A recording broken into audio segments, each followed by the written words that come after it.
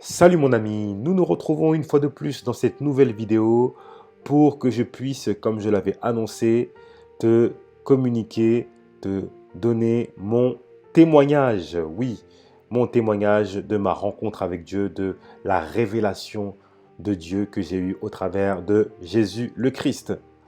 Alors, déjà te dire une chose, comme je l'avais dit précédemment, euh, sache que la parole de Jésus qui dit que il révèle Dieu, c'est pas des blagues, d'accord? Ce n'est pas une blague, ce n'est pas un conte, ce n'est pas une légende, ce n'est pas une histoire, ok? Ce n'est pas une parole provenant d'un homme. Pourquoi je sais que ce n'est pas cela? Tout simplement parce que je l'ai expérimenté, mon ami. J'ai expérimenté quelque chose de surnaturel avec Dieu et ça a changé ma vie. Et c'est ce qu'aujourd'hui je vais te raconter, ok? Alors, je vais commencer par le commencement en te disant que pour moi, l'histoire a commencé dans l'année 2000. Donc, c'est en 2000 que j'ai commencé réellement à entendre parler sérieusement de Jésus. Alors, pourquoi je dis sérieusement?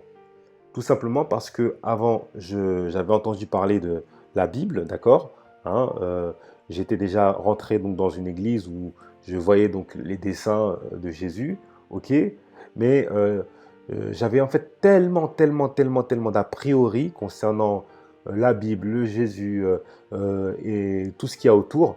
J'avais tellement d'a priori que finalement, eh bien, j'avais tout simplement décidé de m'orienter vers d'autres livres religieux, d'autres religions, hein, pour essayer de comprendre. Et en fait, finalement, on va dire que Jésus et son message, ça ne m'intéressait que très peu, d'accord? Ça ne m'intéressait que très peu.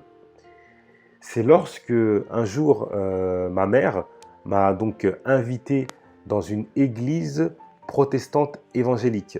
Oui, une église protestante évangélique dans laquelle eh bien, j'ai commencé à recevoir un enseignement, puisqu'en fait un pasteur qui était responsable de cette église a pu m'éclaircir sur justement Jésus-Christ et son message.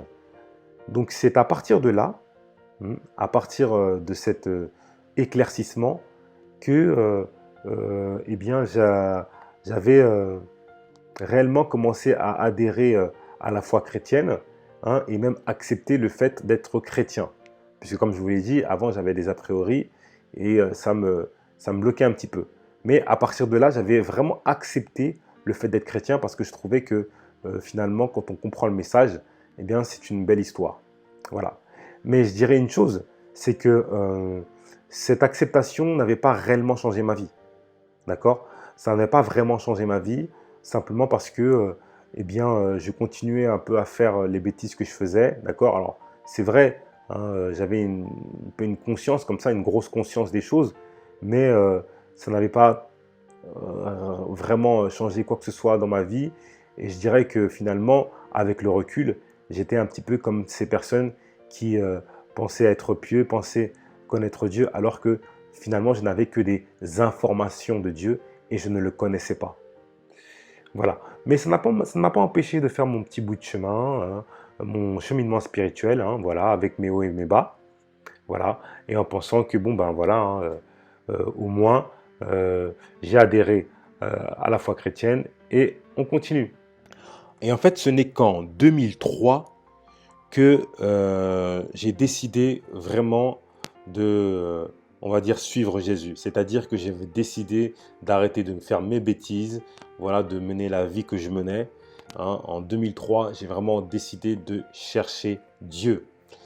Et ce qui s'est passé, c'est que donc en avril 2003, précisément le 5 avril 2003, en fait, on m'avait invité dans une réunion de prière. En fait, un événement spécial dans lequel il y avait beaucoup de prières, beaucoup de louanges, voilà. Et c'est un genre d'événement où en fait le but c'était vraiment de vivre une expérience avec Dieu. Et c'est marrant parce que je sentais que ce jour-là, c'est comme si ce jour-là il était pour moi, quoi. D'accord? Je sentais vraiment qu'il allait se passer quelque chose. Et donc j'étais allé à cette réunion de prière avec des frères et sœurs, hein. On s'est rendu là-bas Et tout de suite, hein, on s'est mis dans le bain, on commence à prier, prier, voilà.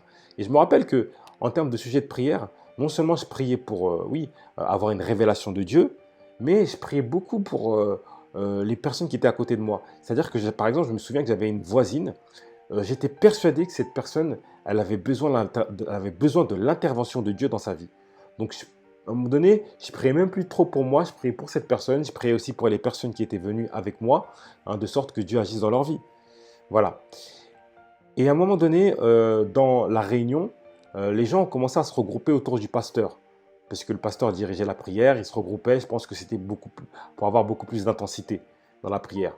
Et à un moment donné, il y a un frère qui, je pense, me voyait prier, m'a demandé de me diriger vers je crois que c'était quelqu'un du protocole, hein, enfin quelqu'un de l'équipe de l'église, hein. Il m'a demandé de m'avancer aussi pour prier avec le pasteur. Et c'est ce que j'ai fait machinalement. Et c'est là que tout a commencé. Pourquoi? Parce que à peine que j'avais fait 2, 3 pas en direction du pasteur, eh bien, j'ai commencé à sentir comme une atmosphère descendre sur moi. Une atmosphère de sainteté. Et je dis une atmosphère, mais c'était, aujourd'hui avec le recul, je sais que c'était la présence de Dieu. Mais pour moi, c'était comme une atmosphère de sainteté lourde qui commence à tomber sur moi. Et non seulement elle est sur moi, mais je vois qu'elle entre en moi. Et je sens à l'intérieur de moi une pureté, une sainteté, mais comme quelque chose qui est en train de me purifier. Et voyez-vous, non seulement j'avais ce sentiment de sainteté qui me purifiait, mais c'était comme mêlé d'amour, mêlé de bonté, mêlé d'amour. Un amour, mais que j'avais jamais ressenti de ma vie. Donc en fait, c'était de l'amour et de la sainteté. Et là, je sentais que cette chose commençait à me remplir, jusqu'à ce qu'à un moment donné, cette présence, cette atmosphère qui était entrée en moi, m'a poussé à crier « Gloire à Dieu, Alléluia, gloire à Dieu !» Et je criais fort, tellement cette chose me remplissait. Je criais « Gloire à Dieu, gloire à Dieu !» Et les gens me regardaient comme si j'étais fou. Ah oui, j'étais comme fou parce que je criais gloire à Dieu. Et ça s'arrêtait pas. Je criais gloire à Dieu. Et en même temps, je sentais que j'étais comme purifié, comme délivré de quelque chose qui était en moi depuis longtemps et qui n'était pas parti.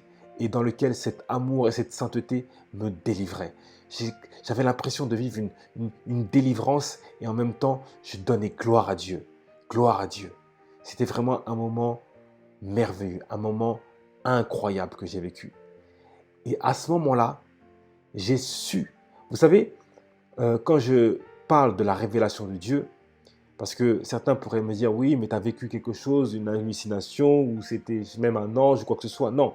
En fait, ce qu'il faut comprendre, c'est que quand vous vivez cela, c'est comme s'il y a quelque chose qui télécharge dans votre conscience, ou dans votre subconscient en tout cas, il y a quelque chose qui vous fait savoir que là, tu es en train de faire une expérience avec Dieu.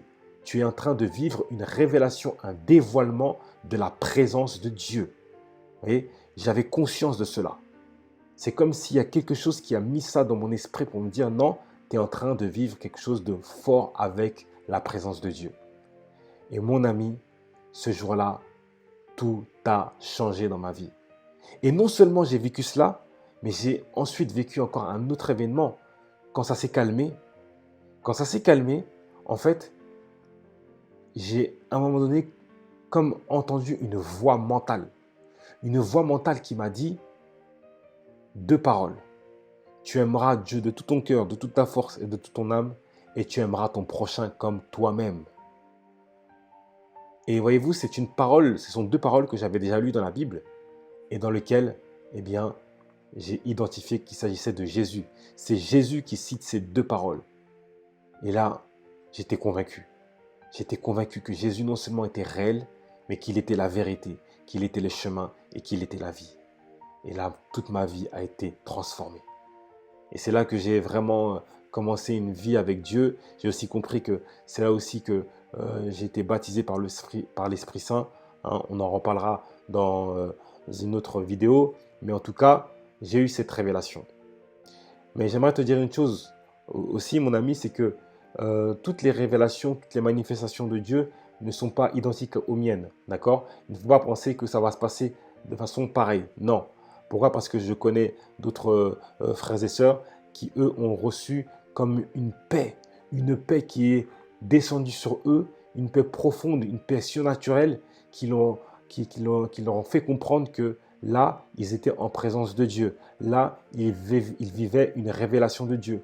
D'autres, c'était de la joie débordante, une joie surnaturelle dans laquelle la personne te dit qu'elle avait l'impression comme si elle était au paradis, hein, tellement la joie était intense. Vous voyez? D'autres, c'était comme une espèce de lumière qui les entourait, un halo de lumière. D'accord? Mais en tout cas, toutes ces expériences, toutes ces révélations, tous ces dévoilements ont un point commun, c'est que ces personnes, non seulement ont eu la certitude de vivre quelque chose de fort avec Dieu au travers Jésus-Christ, mais ensuite leur vie a été transformée. Oui, transformée. Elle est passée d'une vie qui ne craignait pas Dieu à une vie qui craint Dieu. Une vie qui ne cherchait pas Dieu à une vie qui cherche Dieu. Voilà. C'est ça la distinction que provoque la révélation de Dieu dans la vie de quelqu'un. Et mon ami, sache une chose, c'est possible pour toi. C'est ce que Dieu veut faire dans ta vie. Alors si tu es prêt, j'aimerais juste prier pour toi, afin que si tu le désires, eh bien le Seigneur le fasse. Seigneur mon Dieu, mon roi, mon Père, je te bénis de ce qu'il y a maintenant presque 20 ans, tu t'es révélé à moi personnellement au travers de Jésus le Christ. Seigneur, je te demande pour celui qui écoute cette prière que tu puisses faire de même. Père très saint, au nom de Jésus-Christ, révèle-toi à cette personne qui te cherche, qui, oh Dieu, se pose des questions et qui cherche le Dieu véritable. Père, au nom de Jésus-Christ, je prie Seigneur que tu puisses te révéler à ce cœur sincère qui te cherche. Car tu as dit dans ta parole que celui qui te cherche de tout son cœur, tu te laisseras trouver par lui. Au nom de Jésus, Amen. Eh bien mon ami, cette vidéo est terminée. Elle a pris un peu plus de temps. Hein, c'est normal, c'est un témoignage. Voilà, donc juste pour t'annoncer que dans les prochaines vidéos, je vais beaucoup plus traiter de sujets qui concernent le rôle, les fonctions et la nature de Jésus, afin que réellement nous puissions davantage comprendre quelles sont les fonctions que Jésus a jouées lorsqu'il était sur la terre, quelle est sa nature, hein, quelle est son origine, hein, de sorte que eh bien, ce soit clair pour nous tous. Que la paix du Christ soit avec toi. Si encore une fois ce témoignage t'a plu, n'hésite pas à le partager, n'hésite pas à liker, à mettre un cœur, hein, et si tu n'es pas abonné à la chaîne, à t'abonner. Bénédiction, bye!